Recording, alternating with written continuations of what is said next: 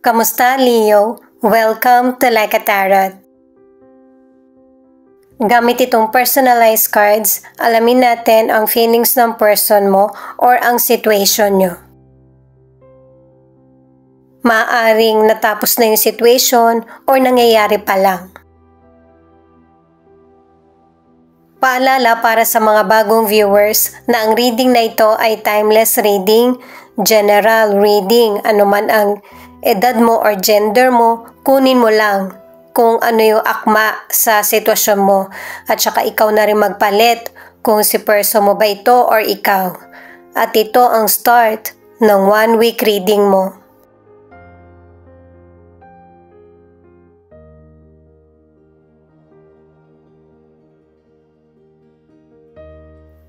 Mahal ko ang asawa ko.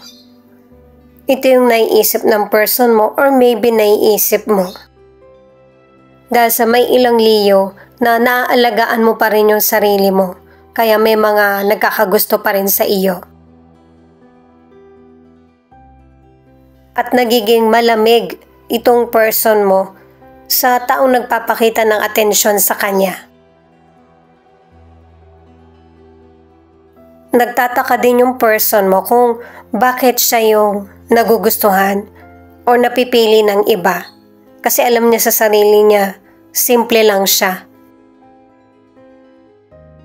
Pwedeng past person ito ng person mo or bago niyang nakilala na hindi siya makalimutan dahil sa magandang pakikitungo ng person mo. Nagkakaroon ng maling akala ang ibang tao or dati mo itong nakarelasyon. At kung meron man na nanggugulo sa relasyon nyo ng person mo, desidido siya na hindi bigyan ng interes itong third person. Or maybe naging sila pero hindi niya na gustong ipagpatuloy pa kung ano man ang ugnayan niya dito sa third person. Posible na nalaman mo itong koneksyon ng person mo at ang third person. Ipinaalam mo sa sarili mong pamamaraan ang hindi mo nagugustuhan sa nangyayari sa inyo ng person mo. Maaari na nagkaroon ka ng koneksyon sa kaibigan ng person mo or merong naging daan para malaman mo kung ano yung nangyayari sa person mo. Kasi kung madali ang koneksyon, madali na rin malaman kung ano yung totoong nangyayari kasi may resibo. Ibig sabihin, may ebidensya na ikukumpara mo tuloy yung person mo sa ibang tao. Pwedeng sa mabuting halimbawa or hindi.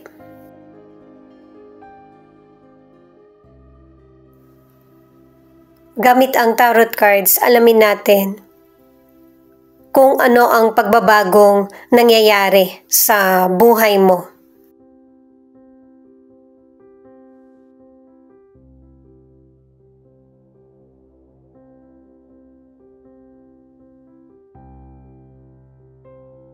Two of Pentacles, Ace of Pentacles in reverse, Knight of Swords.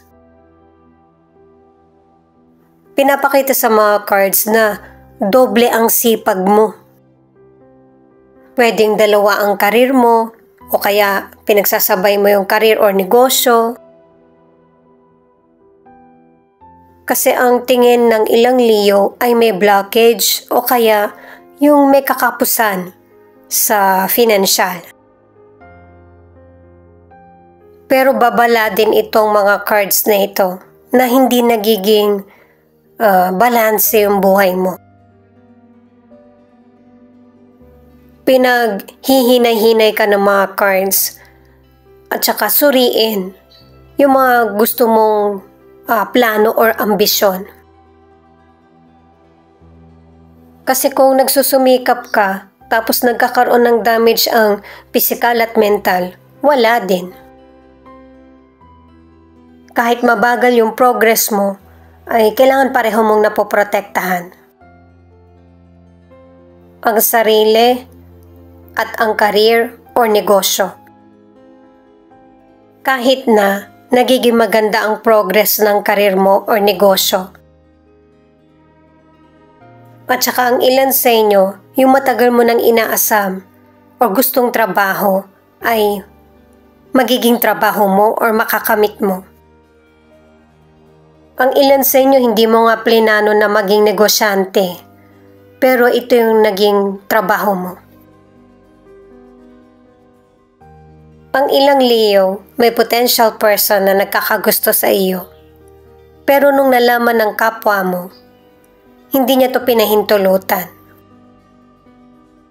At yung person na iyon ang umapil sa person na nagkakagusto sa iyo.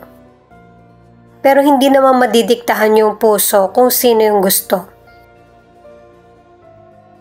Ang ilan sa relationship na ipapakita mo or na ipapadama mo sa person mo na hindi ka masaya. At pag-uusapan nyo ito ng person mo, susuriin kung ano yung tamang solusyon. Masusolusyonan or mabubuhay muli yung binuo nyong relasyon. Mas marami na kayong magiging time sa isa't isa. The Fool, Six of Swords, the Strength. Itong tatlong cards naman na ito nagpapatunay na meron ng bagong chances, bagong adventure, at saka pagbabago mangyayari sa buhay mo, merong movement. Pwedeng sa karir mo o sa negosyo na mas papalawakin mo yung kaalaman mo sa karir or magpupunta ka sa ibang bansa or malayong lugar or ibang trabaho ang gagawin mo or negosyo. Ano man ang gusto mong simulan or ipagpatuloy, lakasan mo yung loob mo at magkaroon ng self-control. Kasi inulit lang ng mga cards na kailangan balansihin mo yung buhay mo. Para maipagpapatuloy mo yung gusto mong makamit. Pagdating sa financial, huwag yung malakihang gastos or big plans. Kasi merong darating na problema sa'yo sa financial, pero pagdadaanan mo lang ito. Kumbaga temporary. At yung susunod na magaganap sa financial mo dahil nga sa sinusubok ang katatagan mo ng kapalaran, swerte naman ang magiging kapalit ng mga paghihirap mo at pagtitiis. Ang ilang single, bigyan mo ng panahon ang sarili mo na mahalin ka naman ng kapwa mo. Hindi kailangan isubsub mo yung sarili mo sa trabaho or material. Ang ilan na nasa relationship, pipiliin nyo ng person mo na pagtibayin ang relasyon nyo at lalayo sa mga taong nagpapasira or toxic sa relasyon nyo.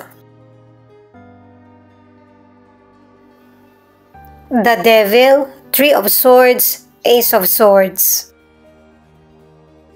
Ang ilan sa inyo, naiisip mo na helpless ka or trapped sa negative na sitwasyon. Kasi may ilang Leo, kailan lang ito or kahit matagal na. Kumbaga fresh pa rin sa'yo yung panlilinlang na naganap sa nagdaang relasyon or sa relationship nyo. Or sa taong nakilala mo or kaibigan.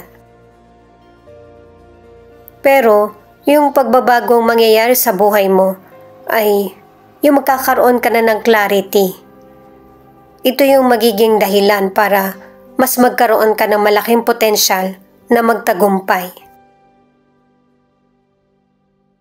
Sa kalusugan, katulad ng sinabi sa ibang cards, na naaabuso ang kalusugan mo. Pero, namamanage mo pa rin naman na magawa yung mga gawain mo. Pag-ingatan yung puso at saka iwasan na manaig yung kalungkutan o kaya yung depression. Ito kasi yung magiging dahilan ng malubhang sakit, yung stress. May ilan na posibleng maoperahan ka sa puso, or mas makakabuti na itigil na yung mga unhealthy na nakasanayan. I-relax ang sarili, matulog ng sapat, kumain, at mag-stretching or exercise. Pwede rin na ibahin mo yung libangan mo para hindi mo maisip yung mga kalungkutan or negatibo. Ito yung final card mo.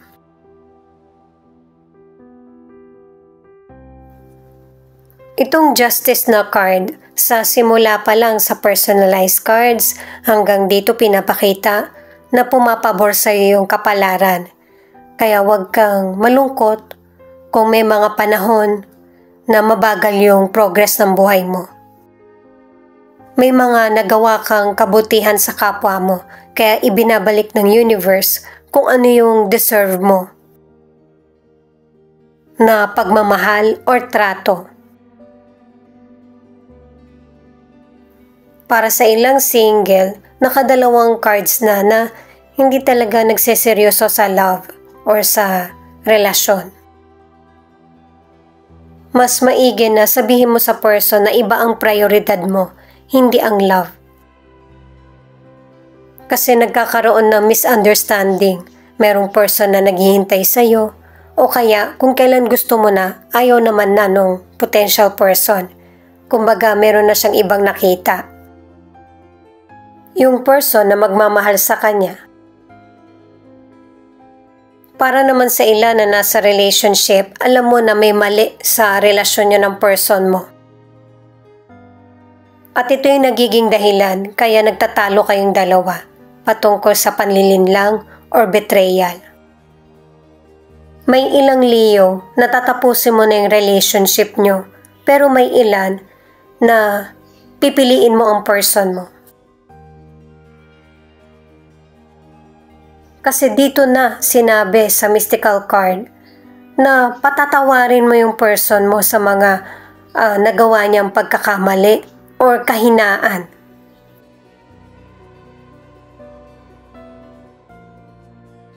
Kasi ang tingin mo, hindi lang naman yung person mo yung may pagkukulang sa relasyon nyo, kundi meron ka ring hindi napansin sa relasyon nyo at saka alam mo na pareho kayong responsable sa nangyayari sa relationship nyo, good man ito or bad. Pareho kayong sincere ng person mo sa magiging kasunduan. Di ba nga pinakita nga na pinatawad mo siya, kaya hindi ito sasayangin ng person mo, yung muli niyong pagkakasundo. Kaya kung sinasabi niya na magbabago na siya, totoo na iyon. Kasi ilang beses na sinabi sa mga cards. Nilinlang ka man niya sa money o kaya may mga pangako siyang hindi matupad sa iyo. Susubukan niyo pa rin ang person mo na ayusin ang relasyon niyo para matapos na yung problem at makaiwas sa misunderstanding. Sagittarius, Taurus, Pisces, Capricorn, Scorpio, Cancer. Ito yung ilan sa 12 zodiac sign na nangunguna sa reading na ito. Thank you at ingat kayo palagi. Ito naman yung mga letra na posibleng andito yung letra ng pangalan ng person mo or letra ng pangalan mo. Y, J, T, A, U, F, N, W, R.